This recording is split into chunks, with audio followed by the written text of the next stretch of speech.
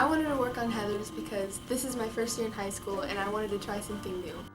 A friend recommended to join the musical because she said that it was really fun and that everybody in the musical sort of became friends and family to each other.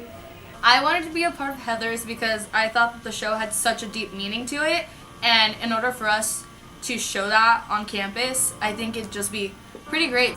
I just really wanted to work on it because I think that the message this show has is very important. I thought of what it represented and what it stood for, and the symbolism really spoke to me because I feel like it approached topics that aren't necessarily spoken about or talked about very much that need to be spoken about. I went to this musical because I wanted to prove to myself that bullying doesn't define you.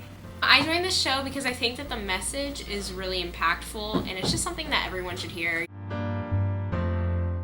I think Heather's is an important show because it brings up topics that may be uncomfortable for people to talk about in regular settings. It brings light to the conversation of suicide and bullying, which I think nowadays a lot of people joke about and kind of take it less seriously. There's just so many different archetypes the average high schooler could relate to and identify with and maybe change within their life. What I learned from Heather's is that we need to talk about things that are going on in our lives. Kids need to have people that they can trust so that they can resolve issues before they get out of hand like they did in the show. Something that the show taught me was that bullying does affect people, and even though you say something small and you think it's kind of stupid and funny, it can really affect the other person. I think it's just important that you talk to somebody and you have to realize that it's okay if you're not okay. I think the message I want the audience to take away from this show is that no matter what, you're never alone and that there is someone there for you. I really hope the audience takes away the fact that we're not trying to glorify suicide, but we're just trying to really raise awareness. Suicide is a big deal, and it's not something that should be taken lightly. I hope that the audience goes home thinking that even in a world with so much hate, that they can make a change, even though it's just one person out of millions, billions, that they can show as much love as possible and be nice to one another. I would prevent bullying by getting a teacher or a guardian that can help. I would stop making jokes at other people's expense because even if you don't think it hurts their feelings, it could impact them negatively in a really big way. I would probably just stand up to whoever was doing it and tell them that what they're doing is wrong. If I saw someone being bullied, I would stick up for them because nobody deserves that.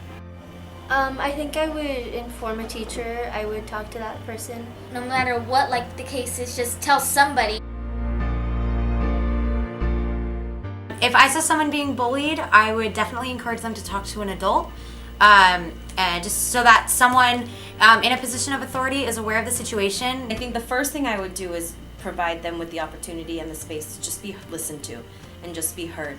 A lot of times I think people just immediately try to give advice and suggestions, and sometimes what students want is just for someone to listen to what they have to say. I would definitely work with the student on finding a way to help them find their voice and be able to confront the people that are bothering them, and also teach them how to stand up for themselves. Whoever is bullying them is not the one in control, and that they have the power to speak up and to continue with positive affirmations towards themselves, and even toward other people who are in the same situation or who are the ones bullying them.